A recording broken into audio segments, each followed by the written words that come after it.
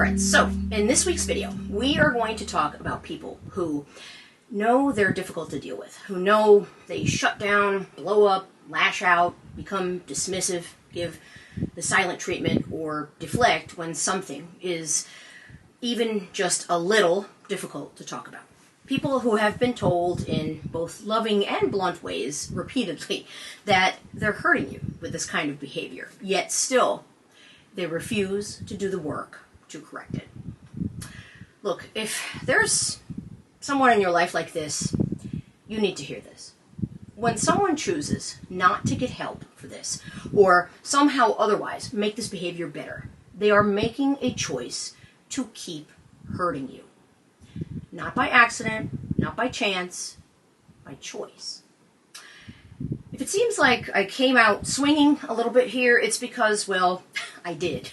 If you watch this channel regularly, you might already know this, but if you're new here, here's the thing. We do real talk here. We aim to be that friend that tells you not what you want to hear, but what you need to hear, because that is the kind of advice and conversation that actually helps people heal and move forward and grow from their struggles.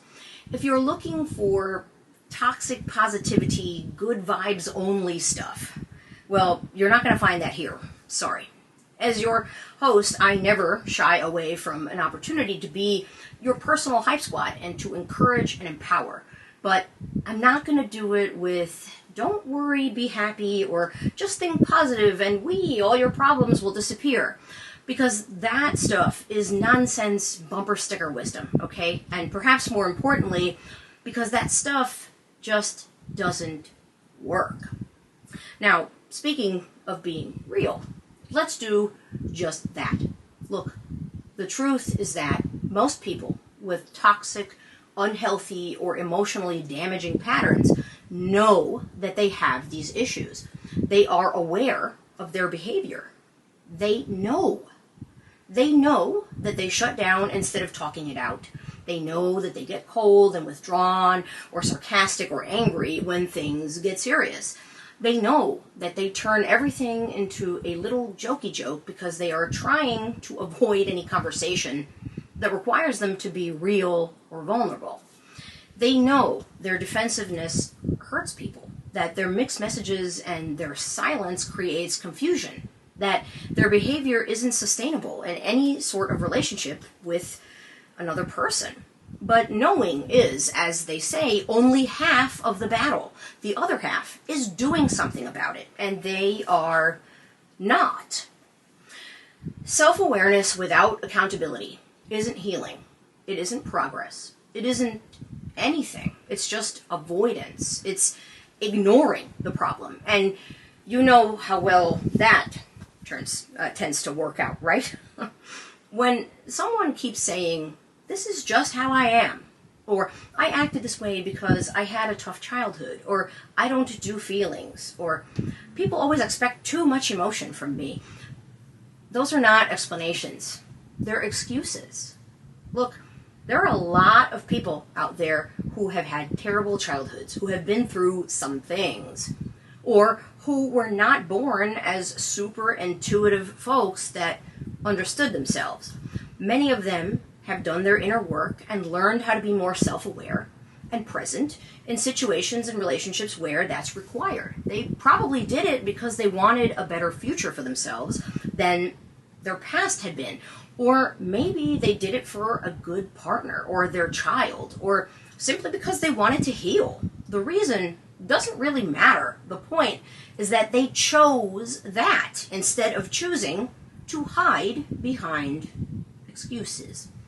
We have said many times here that making real change in your life only truly works long term when you choose to do it for yourself. But something that we have perhaps not mentioned as often is that in the same equation can also be adapted to fit the decision to not change. And the part of failing to make the change that I think people who stay stuck in their unhealthy patterns fail to see or even think about is this. Their refusal to change these behaviors or get help is not just about them. It doesn't only affect their life, it certainly affects the person that they are in a relationship with too, significantly, because they are out here constantly leaving that other person hanging mid-conversation whenever you need to talk about something important. It makes you feel defeated every time you try to have a serious conversation with them and they turn it into a joke, or worse, become dismissive of you and your feelings. And if you question or challenge that whole "this is just how I am" thing, they might come back at you with something else that sounds like this: "I've always just been this way. This is just my personality. I'm not built for deep conversations." Quite often, these statements will come along with them getting upset or angry with you too for continuing the line of conversation. So then what happens next? Well, usually you have to walk on eggshells just to avoid triggering their upset or their anger again. You get stuck managing their moods, avoiding topics, soothing their ego, shrinking your own needs down to something that they can tolerate. In other words, you end up making yourself smaller just to keep the peace. But let's be honest. If peace only exists when you're quiet and compliant and emotionally invisible, that is not peace. That is emotional suppression. And the longer that the other person continues this emotional hostage situation, the longer they delay in doing their inner work. And the more damage they cause to you and others around them who are in close interpersonal relationships with them too. Look, there's no gentle way to say this. Being emotionally unavailable, reactive, cold, or disconnected isn't a personality. It isn't a character trait. It's not cute or trendy or showing the world what a hard ass you think you are. What it actually is just a wound that's been calcified into unhealthy behavior. And since humans are feeling things, living beings with feelings that change and evolve, all emotions are perfectly natural to have. So not having them isn't normal. And the kicker here, these same people who refuse to change or adapt always expect you to be the one to change and adapt instead, to just accept this without question, as if you should consider yourself lucky to get anything from them at all. Then you have to carry that relationship, to do more while they do less or even nothing. You have to be the one to bring up things that are obvious problems but they won't talk about. And it's always you that has to fix these problems by yourself. That means you need to change something, not them. Cool. Oh, and you can never challenge them. You must always stay silent and understanding and endlessly patient through it all. I'm exhausted already, just even thinking about all of that. So, as the thumbnail for this video says, they have unresolved problems that keep becoming your problems. And just as a reminder, this is not a surprise to them that they have these problems, that they are problematic people, and so is their behavior. Again, they know. They know. And when they make a choice not to correct that behavior or get help, meaning go to therapy or rehab or whatever it takes to break those unhealthy patterns, when this is the choice that they are making, to basically do nothing, they are also choosing to continue hurting you and others. One more time for the people in the back. They are choosing to continue hurting you and others who are affected by their behavior.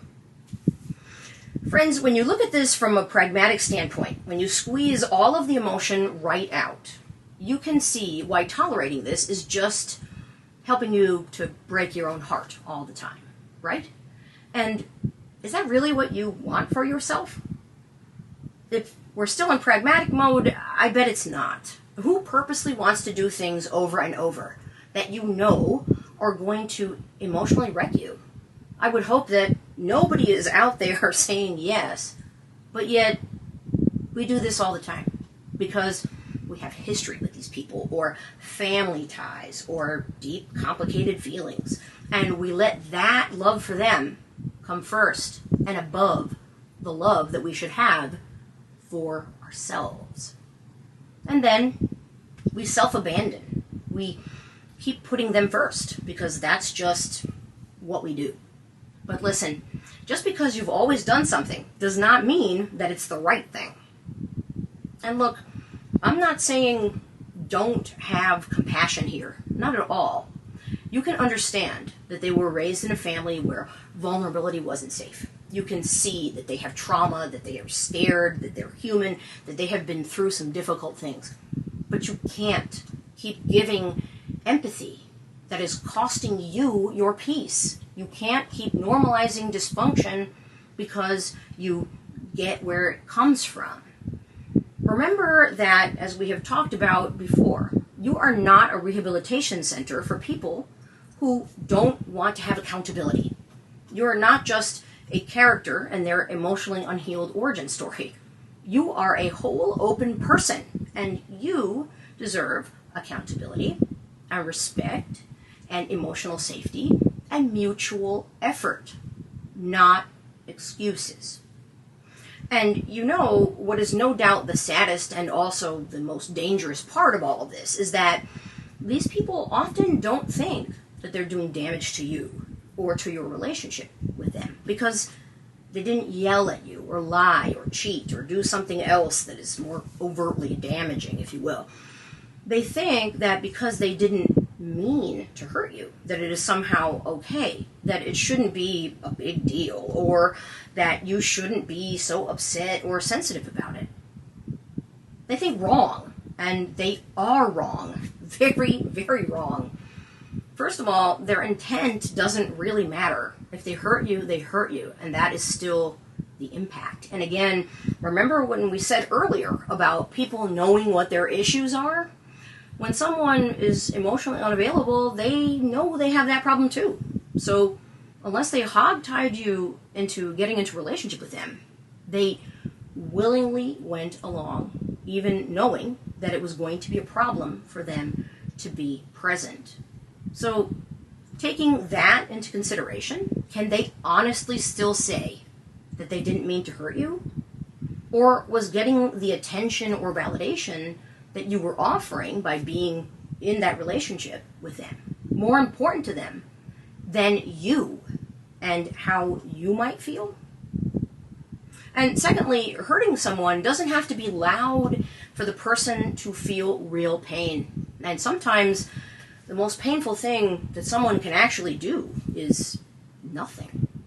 No engagement with you or real emotional conversation. No apology. No vulnerability. No repair or even attempt to repair. Just emotional vacancy dressed up as, I'm just not an emotional person. Let's be real and call it what it is. It's neglect, and it's being a terrible partner. The idea that many of these people have that they are great partners because they don't cheat and they tell you when they're going out with their friends, that's a bunch of BS. Those things are bare minimum respect things. Nothing more, nothing less. Sure, they won't cheat, but they also don't realize that they are selfish or terrible communicators or inconsiderate or unappreciative or manipulative.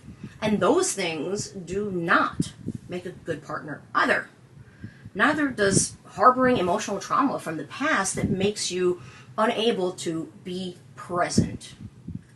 Having a relationship with a person who is emotionally unavailable is much like trying to fill a container with water while the lid is still screwed on.